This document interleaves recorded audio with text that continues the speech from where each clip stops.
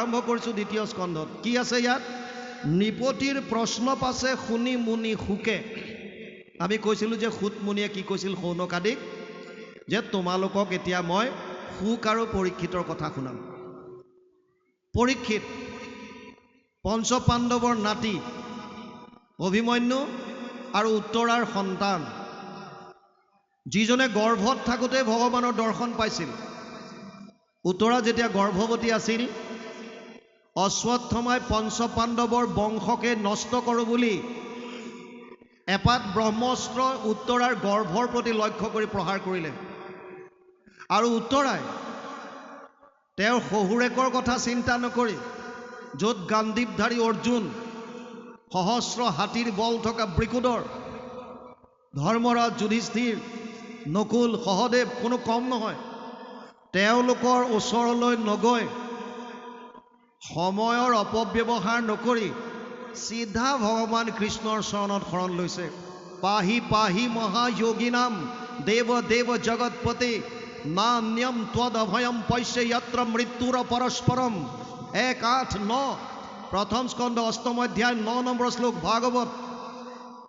উত্তৰাই কৈছে, হে প্ৰভু মোক ৰক্ষা কৰা। কিহৰ পৰা? অভিদ্ৰৱতী মম এষ লোহাস্তপ্ত আয়স বিভু কামম দহতো মম নাথ মামে গৰ্ভ নিপাত্যতম। 1:8-10 প্ৰথম স্কন্ধ অষ্টম অধ্যায় 10 নম্বৰ শ্লোক। কিবা এপাত লোহাৰ অস্ত্ৰ এপাতে মোক খেদি আহিছে। হে দয়াময়, হে নাথ, হে যোগৰ ঈশ্বৰ, লাগিলে মোৰ প্ৰাণটো তুমি লৈ লোৱা, কিন্তু মোৰ গৰ্ভৰ সন্তানটো ৰক্ষা কৰা। ইয়েই বংশৰ শেষ চিন। যেতিয়া উত্তৰাই ভগৱানৰ ওচৰত শৰণ বিচাৰি গৈছে, ভগৱানে লগে লগে অংগুষ্ঠ সমান ৰূপ ধাৰণ কৰি উত্তৰাৰ গৰ্ভত প্ৰৱেশ কৰে আৰু কৌমুদুকী গদায়ে সেই ব্ৰহ্মস্ত্ৰ কোবাই ধ্বংস কৰে আৰু অমৃত দৃষ্টিৰে গৰ্ভত থকা সন্তানটো পুনৰ জীৱিত কৰি তোলে।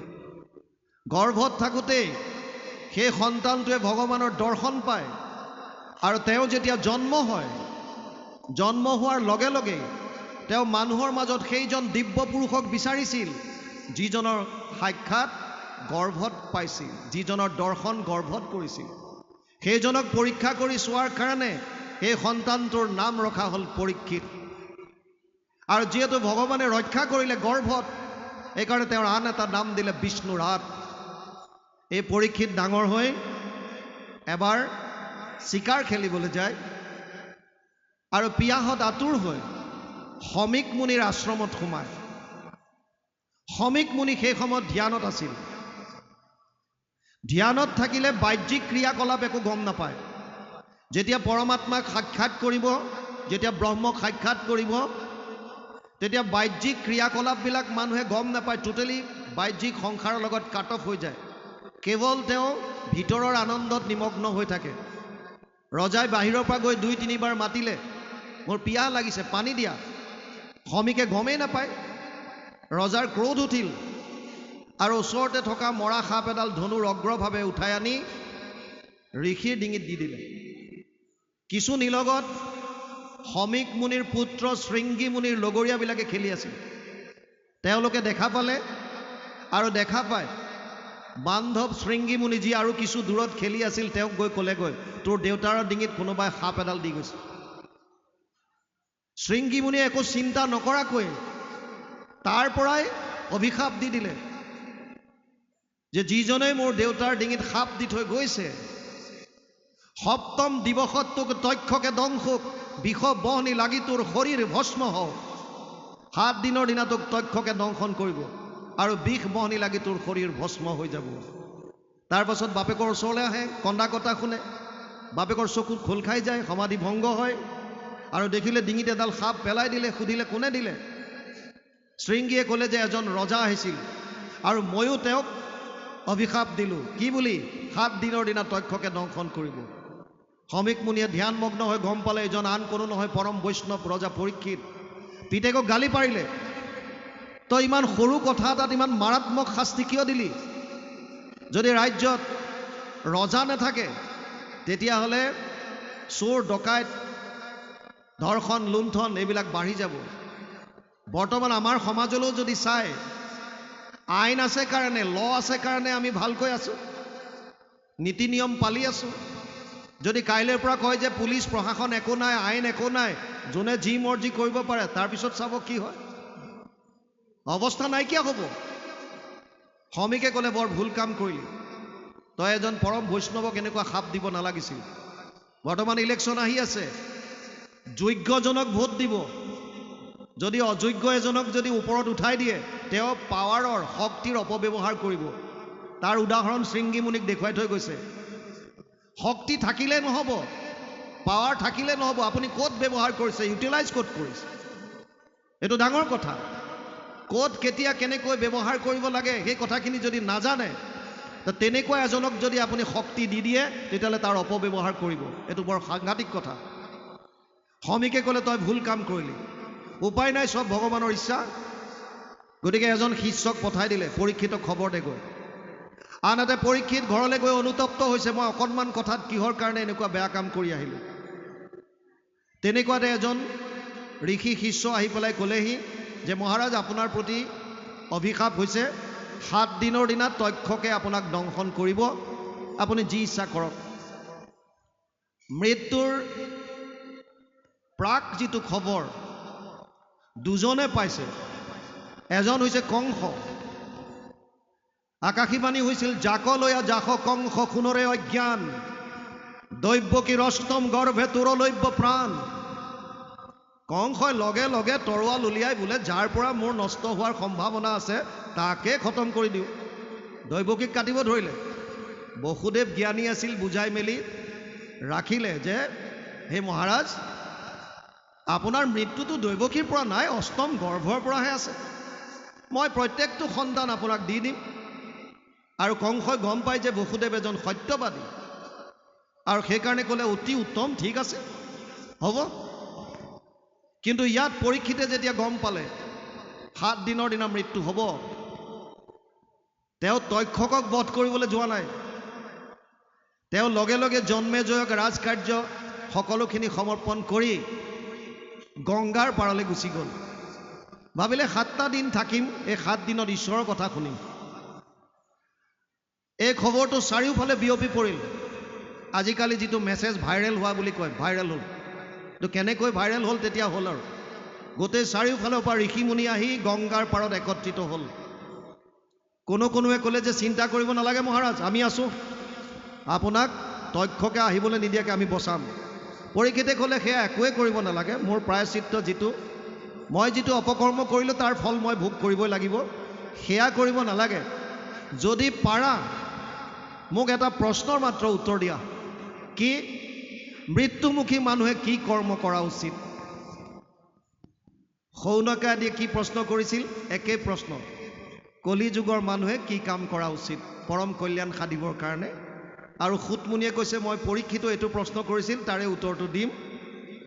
ইয়াত এতিয়া পৰীক্ষিতে ঋষিসকলক কৈছে মৃত্যুমুখী মানুহে কি কৰা উচিত।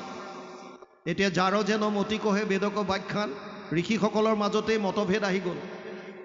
কোনোৱে ক'লে যে যাগ যজ্ঞ পূজা পাতল কৰা, কোনোৱে ক'লে যে নাই এইটোত নহ'ব, তীৰ্থক্ষেত্ৰত যাব লাগিব, কোনোবাই ক'লে নহ'ব দান দক্ষিণা কৰা, কোনোবাই ক'লে নহ'ব বলি দিয়া। বিভিন্নজনে বিভিন্ন মত দিলে, পৰীক্ষিত সন্তুষ্ট হ'ব পৰা নাই। আৰু এনেকৈ থাকোঁতেই সেই সভাত প্ৰৱেশ হ'ল পৰাশৰৰ নাতি ব্যাসৰ পুত্ৰ শুকদেৱ। শুকদেৱ অহাৰ লগে লগে ঋষি সমাজ চব থিয় হৈ গ'ল, আনকি তেওঁৰ পিতৃ আৰু ককাওকো থিয় হৈছে ভাগৱতৰ মতে। শুকদেৱক ওচৰত পাই পৰীক্ষিতে চিনি পালে আৰু তেওঁক সুন্দৰভাৱে আসন দি বহুৱাই ল'লে আৰু প্ৰশ্ন আগবঢ়াই দিলে। অথ পৃষ্ণামি সংসিদ্ধিম যোগিনাম পৰমম গুৰু পুৰুষস্য য়ৎ কাৰ্যম ম্ৰিয়মাণস্য সৰ্বদা यद श्रोतव्यम यद जप्यम यद कृतिव्यम नृभि प्रभु स्मर्तव्यम भजनियम वा बुहि जदवा विपर्जयम 1:19:37 1:19:38 प्रथम स्कंध 49 अध्याय 37 और 38 নম্বৰ দুটা শ্লোকত পৰীক্ষিতে প্ৰশ্ন আগবঢ়াই দিছিল, কি